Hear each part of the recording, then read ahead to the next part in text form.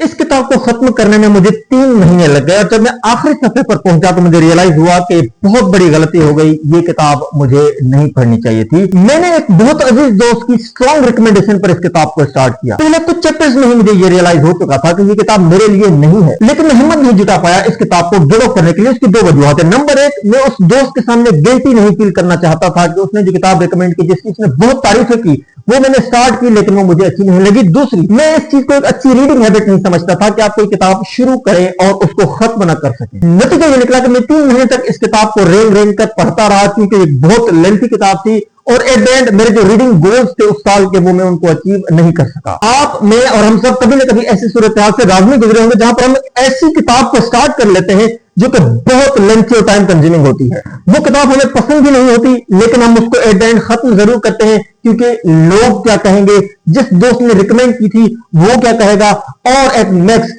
हम इसको एक बुरी रीडिंग हैबिट समझते हैं कि हम एक किताब को शुरू करें और उसको खत्म न करें। अगर आपको किताबें पढ़ना और किताबों के बारे में जानना पसंद हो तो इस वीडियो को लाइक करके किताबी बातें चैनल को सब्सक्राइब कर लीजिए। आपको किताबों के हवाले से इस तरह की वीडियोस मिलती रहेंगी। कोई भी किताब शुरू करने और उसको खत्म करने या न करने के हवाले से 2 ओपिनियन है। नंबर 1, अगर वो किताब आपके साथ इंटरेक्ट नहीं कर पा रही तो आप उसको गिव अप कर दें।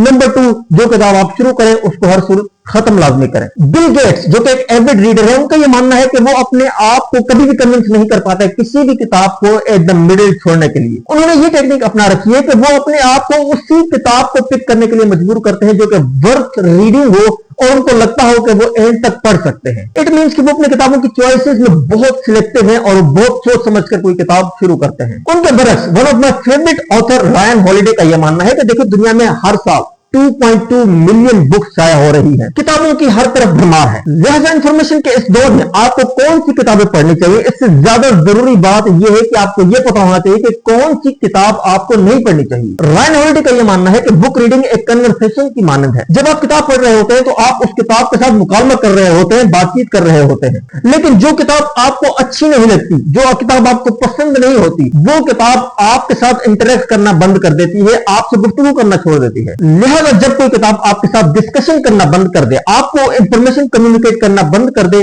तो ये वन साइड डिस्कशन करने से बेहतर है कि आप उसको गिव अप कर दें। रायन हॉलिडे स्ट्रांगली रिकमेंड करते हैं कि इस बात में कोई हर्ज नहीं है कि आप किसी भी किताब को किसी भी लेवल पर छोड़ सकते हैं। अपने आप को मजबूर करना किसी ऐसी किताब को एंड तक लेकर जाने के लिए जो आपको कोई इंफॉर्मेशन नहीं दे रही या आपका इंटरेस्ट डेवलप नहीं कर पा रही, जिस तरह ये किताब मेरा इंटरेस्ट डेवलप नहीं कर पा रही थी, आप की रीडिंग हैबिट्स को बहुत बुरी तरह इफेक्ट कर सकती है। लिहाजा दरमियाना रास्ता यह होना चाहिए कि आप किसी भी किताब को certain amount of time, certain percentage या certain number of pages allocate कर दें। फॉर एग्जांपल, आधे घंटे के अंदर या पेज नंबर 50 या 60 तक अगर ये किताब आपका इंटरेस्ट डेवलप नहीं कर सकी तो आप उस किताब को गिव अप कर देंगे। इस तरह के उसूल को अपनाकर न सिर्फ आप अपने रीडिंग गोल्स को मीट कर सकेंगे बल्कि आप उस सफर को भी एंजॉय करते रहेंगे। अगर आप एक नए रीडर हैं और बुक रिकमेंडेशंस की तलाश में है तो बुक रिकमेंडेशंस के हवाले से मेरी ये वीडियो लाजमी देखकर जाइएगा। वीडियो अच्छी लगी हो तो लाइक कर लीजिएगा, किताबी बातें चैनल को सब्सक्राइब कर लीजिएगा। मुलाकात होगी इसी तरह की किसी किताबी बात के साथ।